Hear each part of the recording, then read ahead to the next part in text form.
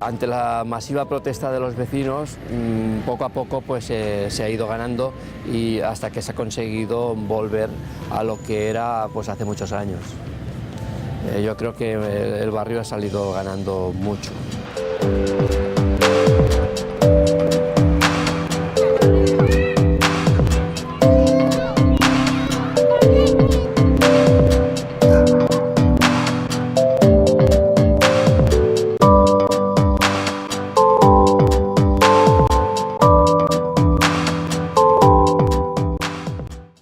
Han puesto un ascensor aquí y otro aquí, de este lado.